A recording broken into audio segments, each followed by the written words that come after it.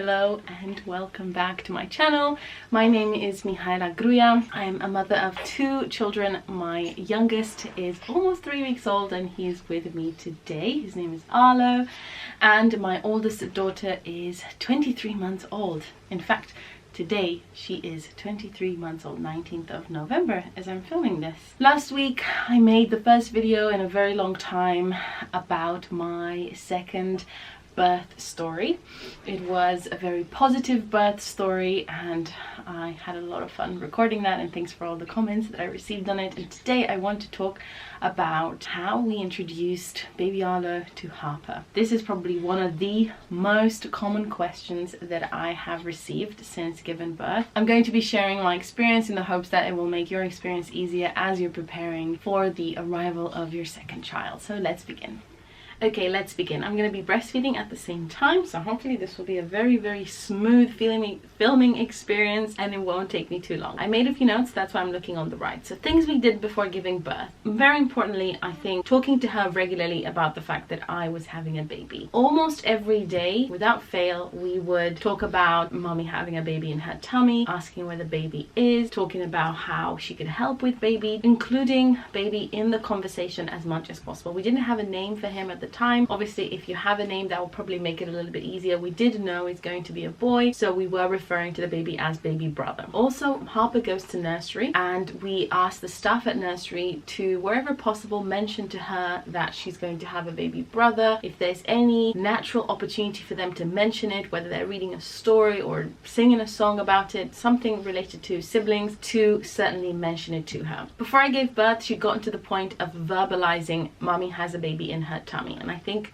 that helped a lot to prepare her. The other major thing to talk about, and if you've been with me for a while on this channel, you know that I'm very big on asking for help and not having these expectations of doing everything yourself. So support was a very important aspect of our preparation. I would encourage you, wherever you are in your journey, whether you're expecting your second child or already have your second child, it's never too late to assess who in your life can help you and how you can ask them for help. To give you a little bit of context at this stage, we are living in the UK. I'm from Romania. My husband's from the USA, so our families are very far away. Planning for support takes 10 times more effort. You have to be more strategic than just ringing up your parents and say, hey, can you come and take baby or take my kid out for a walk in the park. In our case, my mom was a key member of our support plan. She came to stay with us for 2 to 3 weeks before our baby was born. The main objective of her being here was to get Harper comfortable with being with her alone and to get Harper comfortable with being put down to sleep by my mother. Being a pandemic baby, she has been mostly just around myself and my husband, and she, apart from the carers at nursery, she's not comfortable to be put down by anyone else. So we really had to work hard on that aspect. From the day my mother arrived, we started our preparation and we gave them time to be together alone, and we started practicing being put down for naps and for bedtime by my mother. Now, for all of this preparation that we did to ensure that she was comfortable with my mom here, I was lucky that I gave birth at night. She slept through the night. Her routine wasn't really disrupted at all because when she woke up the next day, her dad was there and then she went to nursery as business as usual. However, we had my mom here as a plan B. She was there to support as needed, and I think that gave me a lot of peace of mind going into the hospital, knowing that she's at home with someone who loves her and that everything is going to be okay and I didn't have to worry about it. Now, let's talk about the actual moment when my kids met. There were 2 very important things for me that I wanted to happen. The first one is I wanted baby to be in a neutral position when Harper would see him. What do I mean by that? I didn't want Harper's first encounter with baby to be while I was holding baby or while my husband was holding baby. This was something that I read about, I think in a Big Little Feelings course, the Big Little Feelings course, or somewhere else online, I can't remember. But this was really important because I wanted her to see baby on its own and not to have this kind of instant or impact or shock seeing the baby in our arms. It could have been quite a big emotional moment for her. So I had baby on the bed in our bedroom with my mom there. The second aspect was that I wanted to have this gift exchange between the children. My mum went and got 2 stuffed animals. It was a reindeer and a penguin. I don't think the gift itself matters that much, obviously something that they'll enjoy playing with, but it's the gesture that counts, and it's the kids giving each other something. It's very, very special. This was a crucial aspect of them meeting each other. On the day they actually met, I had been home from the hospital for about 4 hours, so I had time to take a shower. Harper had been in nursery that afternoon. Her life had gone on exactly as it always has, so there wasn't anything in there that was disruptive at all. On the way back from nursery, my husband kept prepping her, you're gonna meet baby, you're gonna meet baby, baby's at home. She knew that mommy was at the hospital, so again, being very honest with her about what was going on and communicating to her that that night she was going to meet her brother. When she came home that evening, I went downstairs and gave her a big hug because it was the first time that day that I saw her, and we did our usual routine of undressing and taking the shoes off, taking the coat off, going to wash her hands, and then I showed her the gift that I had prepared for Arlo from her, and then I walked her upstairs to the bedroom. It was really helpful again to have someone there stay with baby, so again factoring in that support and having someone else in the house to help you with these details is really important. So we went in the bedroom. My mom filmed the whole encounter. It was a very, very emotional moment. It was essentially just her seeing the baby for the first time. He was a little bit unsettled before we went in the room, but the moment we got in the room and he could hear our voices, he really calmed down. Harper was just taking it all in. She was fascinated. I quickly started the gift exchange. I gave Arlo the gift that Harper had prepared for him, and immediately and most importantly gave Harper the gift that Arlo had prepared for her, and she was instantly enamored with the penguin that she received. In fact, to this day, and it's been almost 3 weeks now, she still very much sleeps with the penguin, took the penguin to nursery, and the penguin is a key feature of her stuffed animal squad. I think that it made a huge difference in the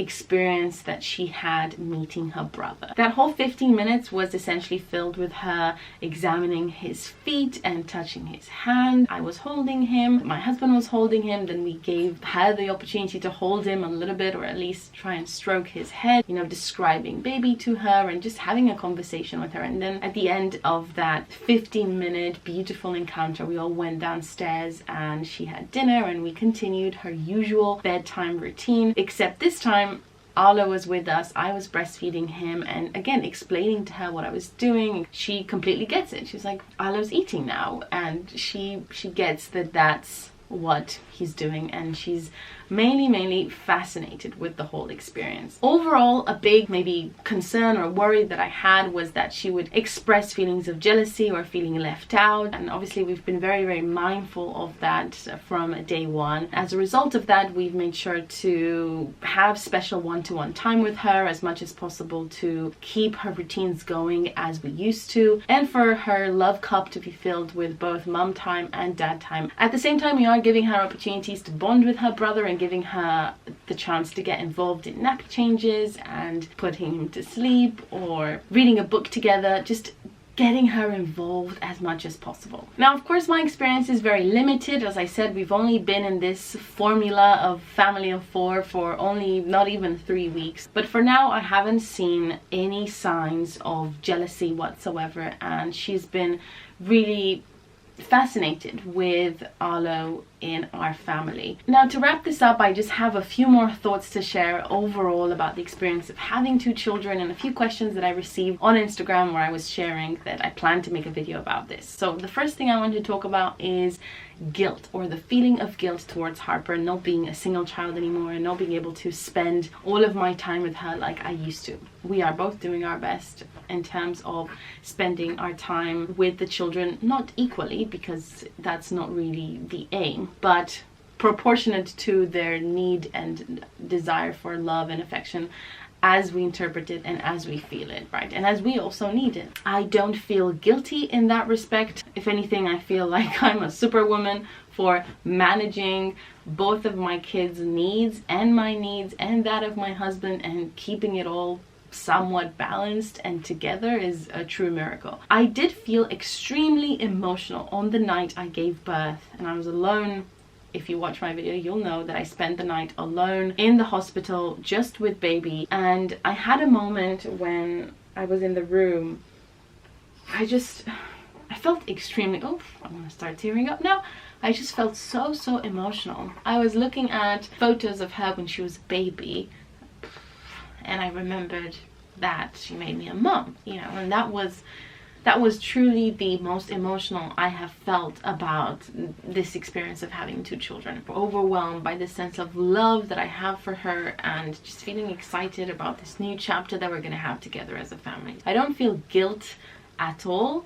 I just feel wonder and fascination of how we're going to make it all work. Pretty much learning on the job here. Another question I got was around this instant connection with the second child, and whether I could feel my heart expanding in the moment. I felt a quicker sense of connection with my second kid than I felt the first time. There are 2 reasons I would say for that. One, the second time around I was already a mother. Throughout my pregnancy I spent a lot of time thinking of how this was all going to work, and I think mentally I prepared myself so much for having the second kid that when it came I was so happy. And secondly, I had a really positive birth experience, and I think that contributed a lot. Not that my first one wasn't a positive experience, but this time it felt overall so much more empowering, and it felt easier for me, and I went into it much more in control of my body. That whole positive experience really translated into how quickly I was able to bond with Arlo. First time around I was just so bamboozled by everything. As anyone who has a kid for the first time will know, it just completely changes your life. It turns your life upside down. It took me a while that first time to properly connect with Harper and to realize what was going on, whereas this time I was just much more prepared for everything that was going to happen.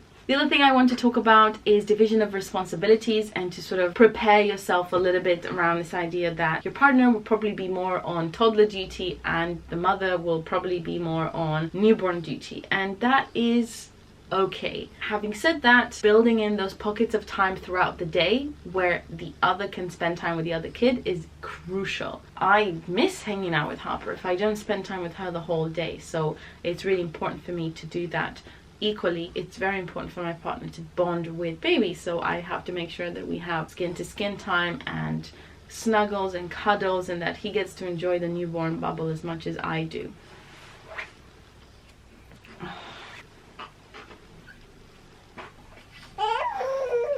Ooh. I'm enjoying having a newborn much more this time. I feel like I'm much more calm about the whole experience. Also, he is a very chilled out baby, and that is helping me a lot to adjust to this new rhythm of family as of 4. In terms of Harper adjusting to having a brother, at the moment he's not very disruptive. I mean, he sleeps and feeds most of the time, so it's not like he's in her toys or taking her stuff or anything like that. So we'll see how that develops. One final thing to mention was something that we didn't anticipate, and that is regarding sleep, and how in terms of both babies' sleep, it's actually our toddler's sleep that is most disrupted at the moment. It could be because she's come down with some cold from nursery and lately she's been a little bit sick, or it could be the big change and that coincides with her sleep not being so great at night. So just a heads up on that, and to give a heads up to dad that they might be on duty during the night to soothe the toddler back to sleep. Or what I've been doing recently is, because I'm up anyway breastfeeding Arlo, I typically go in Harper's room and I'm sat on the floor breastfeeding Arlo, and then one hand is on Harper's back just like like singing and soothing her. The reason I do that is because I want to protect my husband's sleep, so that at least one of us gets some sleep. This way he can be ready in the morning at 6 a.m. to get up, make breakfast for her, take her to nursery, or be with her in the morning. So it's about finding that balance, you know, and communicating. As you know, communicating with your partner is key. Overall, it's sweet chaos. That's how I like to describe it. I'll keep you posted with how it's going to go in the future and how things will develop, but so far so good. Thanks for watching and for hanging out with me, and I'll see you next week.